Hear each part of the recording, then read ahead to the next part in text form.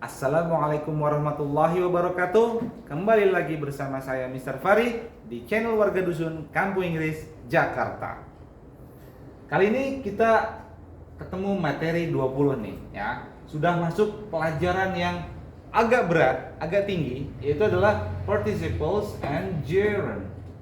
Nah, apa sih participles and gerunds? Jadi participles itu adalah verb ya, bisa berubah verb ing ya, bisa juga berubah verb 3, bentuk verb 3 ya. Nah, gerund itu adalah verb ing ya, verb ing, verb yang diberikan tambahan ing atau ing. Misalnya eat jadi eating, finish finishing, seperti itu ya. Kemudian fungsinya untuk apa? Apakah penting atau tidak? Sangat penting ya, untuk membentuk suatu kalimat yang lebih kaya atau yang bisa mengekspresikan apa yang ingin kita sampaikan sesuai dengan kondisi. Kita bisa menggunakan participles and gerund. Contoh nih, participles yang present, yang verb ing kita gunakan artinya adalah yang. Nah, dan itu harus benda yang bisa melakukan sesuatu. Itu harus benda yang bisa melakukan kegiatan atau aktivitas. Misalnya nih, contoh ya, kita ambil dulu siapa dulu nih yang mau dijadikan pelakunya, objeknya. Ya, objek atau subjeknya. Misalnya the child. Child itu anak ya, ini kan anak nih artinya. Atau dalam bahasa Indonesia dulu ya. Dalam bahasa Indonesia kita sebut misalnya gini nih, anak dulu. Anak yang ngapain? Anak yang bermain. Nah, dalam bahasa Inggris kita tempatkan yang bermainnya dulu ini. Nih, yang bermainnya dulu di depan. Ya. Dan dia bermain itu kan play. Tambahkan ing, jadikan dia present participle. Menjadi playing, pakai the atau e ya, the atau e, the playing child, bukan the play child gitu ya. Dan ini tidak bisa artinya memainkan anak, tidak bisa ya. Kalau memainkan itu artinya play at, dan itu harus pakai e lagi di sini dipisah ya. Jadi sudah jelas kalau playing child itu artinya anak yang bermain. Ada lagi misalnya kucing yang berlari. Kucing yang berlari. Maka the berlari dulu ing, the running cat. Nah, jadi kucing yang berlari, bukan melarikan kucing, rusak maknanya ya. Jadi sudah pasti harusnya artinya adalah jika di artikel ada seperti the running cat catches a butterfly. Artinya adalah kucing yang berlari itu menangkap kupu-kupu. Oke. Kemudian yang pas, bentuk ketiga. Ya, artinya yang di. Bedanya adalah yang dan yang di. Berarti dia pasif ya. Misalnya nih, anak yang dipukul, maka the yang dipukulnya dulu,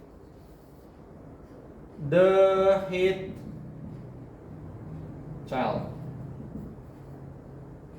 Jadi artinya bukan memukul anak, sudah jelas-jelas ada the-nya ya, the hit child, anak yang dipukul. Ada lagi misalnya kucing yang dijual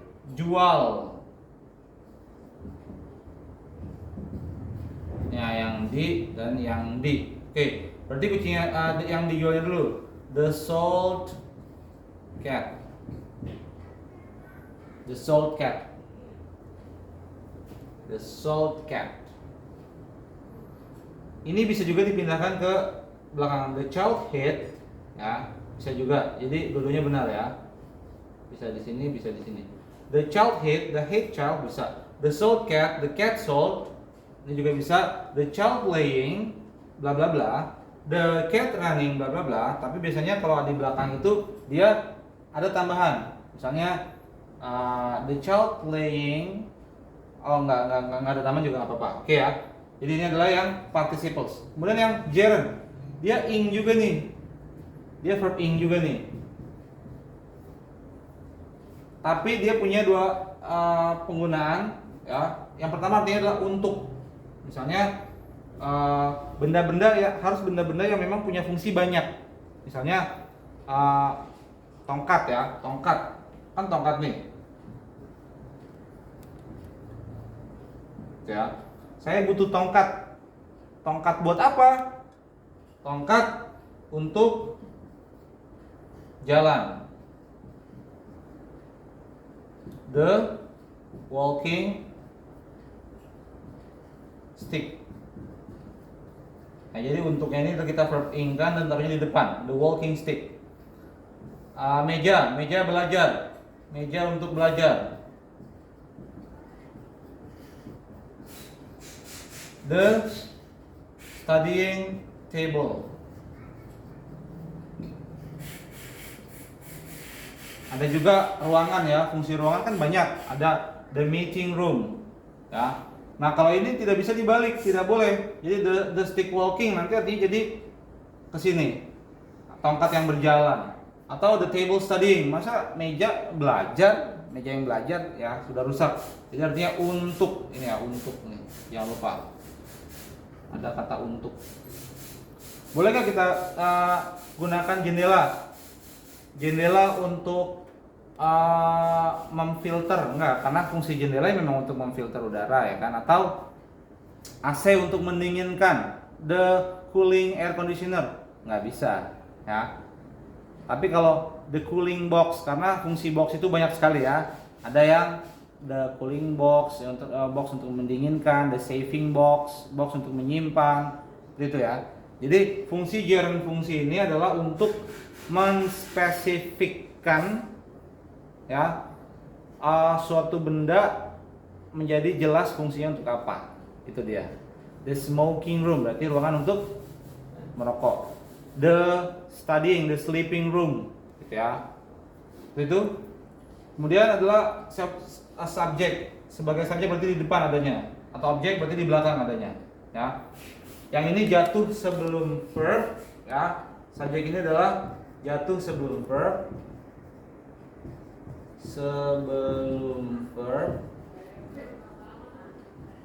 Kalau yang ini adalah jatuhnya sesudah verb.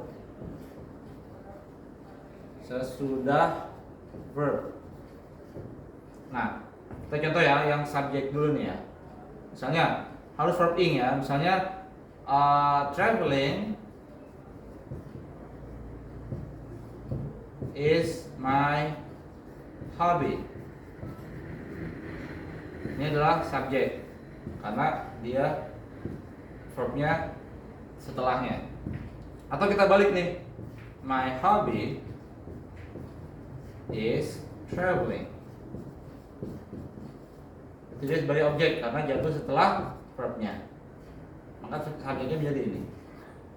Nah, ini menjadi objeknya. Ya, semudah itu memahami gerund dan participles. Perbanyak latihan dan jangan malu bertanya. Butuh puluhan atau ratusan kali review sampai akhirnya automatically you can use it in your speaking. You can apply it in your speaking. Oke, sekian dari saya materi 20 participles and gerund. Sampai jumpa di video-video selanjutnya. Saya Mr. Fari. Assalamualaikum warahmatullahi wabarakatuh.